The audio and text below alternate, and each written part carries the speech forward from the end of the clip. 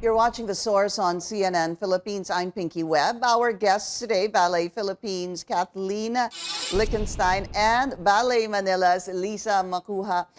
Thank you so much both for joining me this morning. I'm going to ask my question already, Mai. Lisa, dance ballet certainly was hit by the pandemic the past 2 years. Can you just give us a brief description on how the industry managed or even pivoted from the pandemic? Mai, let's start with you.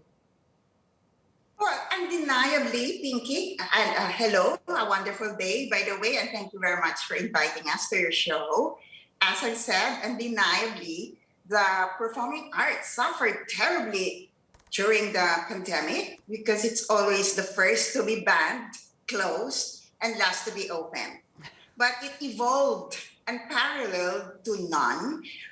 In the case of Ballet Philippines, we almost immediately migrated online. We launched BP OnStream, our digital stage platform to bring ballet home to our audiences free.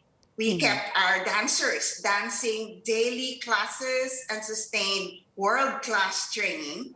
And ironic, but the lockdown afforded us to have master classes led by the great superstars of the ballet world, which normally in a regular programming we would never be able to afford. And dancers were also kept working and performing through our nonstop video productions. Altogether 36 videos.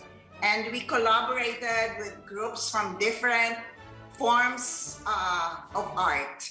One of which we developed and established our Ballet Philippines guest artist program to nurture and have an active coalition with the country's 3 premier ballet companies to keep ballet alive. Yeah, I know.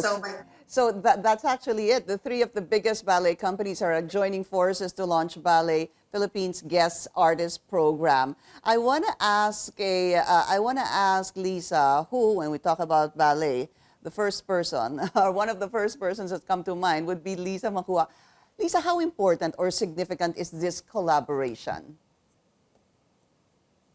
Well, I think during these circumstances, they're very unusual. We all have to change and adapt to these very challenging times. Of course, one would always want to revert to the way it was before, especially with face-to-face live audience performances. But at the moment, we can't do that. So immediately, we also reverted to online streaming, as well as online instruction. My school continued all online. And we got a grant from the CCP to continue with our ballet mini performances, as well as film a Silver Linings Gala. But you know, the adapting that we did as a company, Ballet Manila, we started from when we lost our home theater in a fire that ravaged Star City. And I think the 2 years that we have been online and working and keeping in shape have been, of course, the hardest, especially to the active performing artists who have to keep their bodies strong and in shape even while you can't practice your art. I think that's really very, very challenging for performing artists, because our craft is it's like a sport. You know, we're performing athletes, and it's very difficult to keep in shape.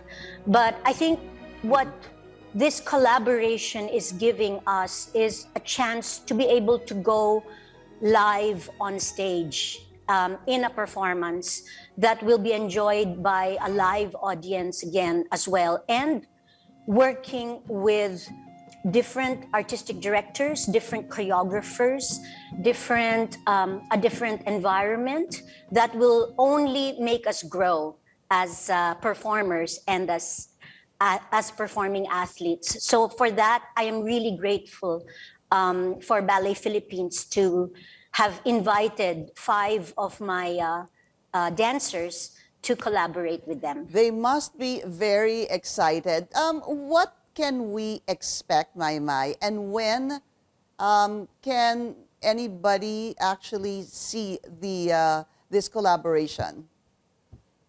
The collaboration actually is a showcase we plan to showcase the best that the Philippines can offer from the three companies.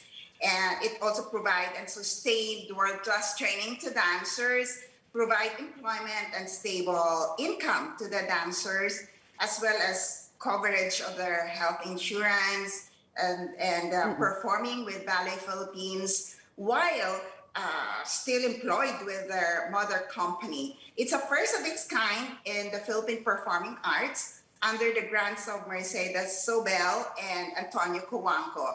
And the most important thing is we are already very excited for the live gala performance of the collaboration in September. It will be a grand opening of the season of Ballet Philippines with the collaboration of the three premier dance companies. So let me get this clear. The live collaboration will begin in September. Is that correct, Mai? The live, the first ever show will be in September, but we're already training since last month, Lisa, right? And daily with world-class training with choreographers, as Lisa's mentioned. And hopefully we have already also had several video productions with the company and with our Philippine Ballet Theater dancers as well. Right. Lisa, let me ask you, how exciting is this, number one? How excited are your members joining this? You said there are 5 of them. And where is everyone in terms of getting everything together for the first live performance in September? Well, you have to put yourself in our places, having been stifled for 2 years without an opportunity to express ourselves live on stage. I mean, that's like drowning in your own, you just want to be able to practice your art. So, of course, we are very excited. Of course, we want everything to be perfect. And we are working very, very hard to be able to give our audience a very high quality performance, despite the fact that we have stopped practicing our art for literally 2 years. Okay. So that now the preparation is happening, and we are working very hard to be able to go back into the shape or form that we had to let go of when the pandemic began, and we want to be even better. And that, I'm sure, will happen, and we are excited for this in September. I'd like to thank Ballet Philippines' Mai Liechtenstein and Ballet Manila's Lisa Macuja. Thank you both for joining me today. And thank you for joining us here on The Source. I'm Pinky Webb. You're watching CNN Philippines.